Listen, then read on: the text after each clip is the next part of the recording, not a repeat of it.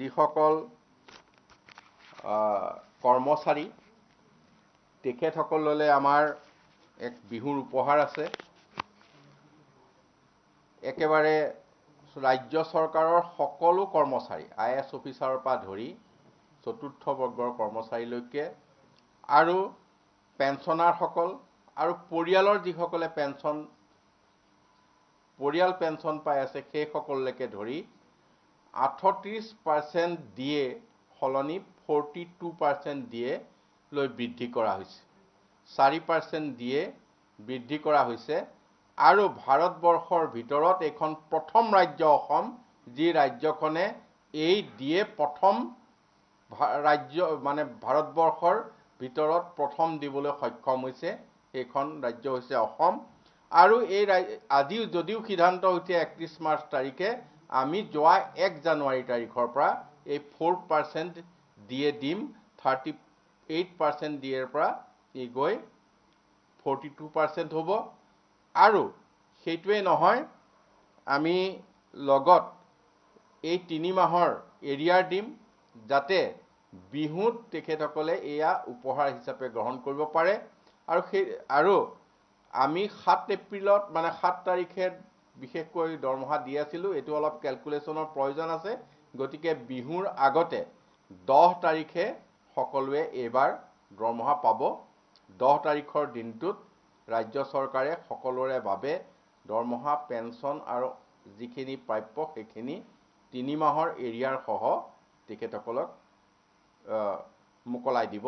গতিকে মই সকললৈকে ৰাজ্য চৰকাৰৰ পেঞ্চনাৰসকল, পৰিয়াল পেঞ্চনাৰসকল সকললৈকে ইয়াৰ দ্বাৰা মাননীয় মুখ্যমন্ত্ৰী ডক্টৰ হিমন্ত বিশ্ব শৰ্মাৰ হৈ বিহুৰ শুভেচ্ছা আগতীয়াকৈ জ্ঞাপন কৰিছোঁ। যিসকল কৰ্মচাৰী তেখেতসকললৈ আমাৰ এক বিহুৰ উপহাৰ আছে। একেবাৰে ৰাজ্য চৰকাৰৰ সকলো কৰ্মচাৰী IAS অফিচাৰৰ পৰা ধৰি চতুৰ্থ বৰ্গৰ কৰ্মচাৰীলৈকে আৰু পেঞ্চনাৰসকল আৰু পৰিয়ালৰ যিসকলে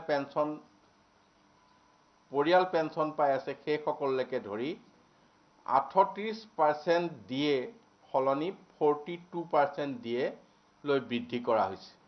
4% দিয়ে বৃদ্ধি কৰা হৈছে আৰু ভাৰতবৰ্ষৰ ভিতৰত এখন প্ৰথম ৰাজ্য অসম, যি ৰাজ্যখনে এই দিয়ে প্ৰথম ৰাজ্য মানে ভাৰতবৰ্ষৰ ভিতৰত প্ৰথম দিবলৈ সক্ষম হৈছে। সেইখন ৰাজ্য হৈছে অসম। আৰু এই আজিও যদিও সিদ্ধান্ত হৈছে 31 মাৰ্চ তাৰিখে, আমি যোৱা 1 জানুৱাৰী তাৰিখৰ পৰা এই 4% দিয়ে দিম, 38% দিয়েৰ পৰা ই গৈ 42% হ'ব। আৰু সেইটোৱে নহয়, আমি লগত এই 3 মাহৰ এৰিয়াৰ দিম, যাতে বিহুত তেখেতসকলে এয়া উপহাৰ হিচাপে গ্ৰহণ কৰিব পাৰে। আৰু আমি 7 এপ্ৰিলত মানে 7 তাৰিখে বিশেষকৈ দৰমহা দি আছিলোঁ। এইটো অলপ কেলকুলেশ্যনৰ প্ৰয়োজন আছে।